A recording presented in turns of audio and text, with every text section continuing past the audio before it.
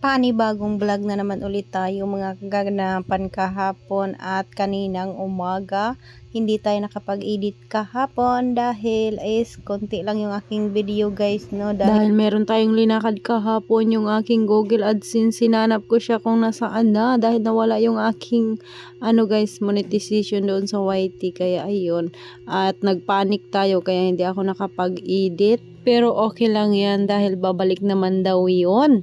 Kaya ayun, tapos ngayon, ayan na yung mga kaganapan kahapon ng umaga guys, no?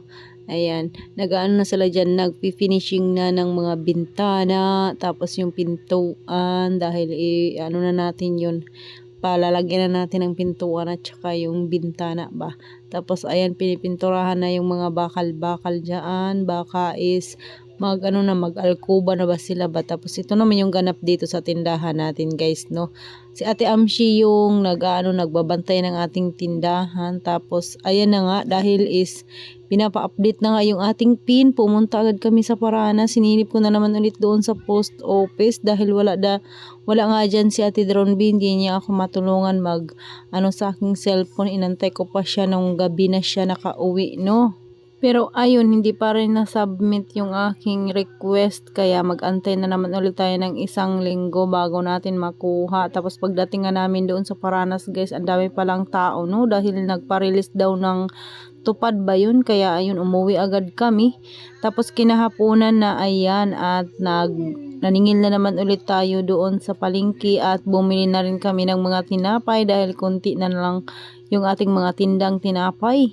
Ayan, tagwa 100 lang at ginutom nga si Alter, gusto niyang kumain ng tinapay, favorite niya yung cookies na ayan guys, no. Tagwa 100 lang, bali 300 pesos yung ating nabayaran doon sa tinapay.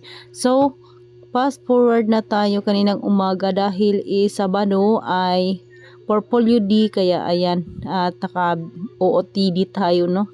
Ayan yung ating OOTD ngayon.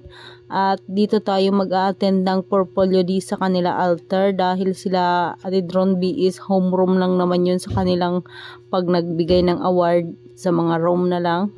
Tapos first time natin na pumunta doon sa school nila Alter at matanggap yung kanyang award doon sa school.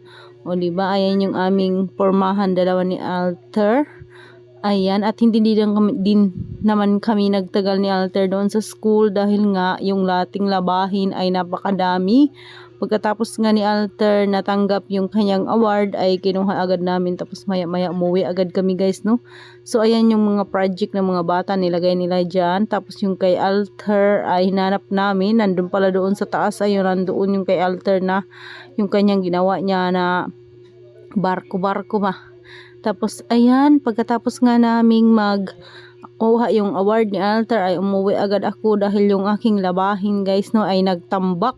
Tapos si Ate Dronby gabi na rin yan siya umuwi, kaya ayun, ako lang talaga mag-isa naglaba dito sa amin. At saka ayan na yung mga picture na lang, no. So, hindi ko na inantay yung award ni Ate Amshi dahil is marunong naman yan siya umakyat doon at pinag-ano ko na lang siya na siya na lang yung kukuha ng kanyang award. Kayang-kaya naman niya yan dahil malaki na siya. Tapos yung kay Alter, ayan yung award niya.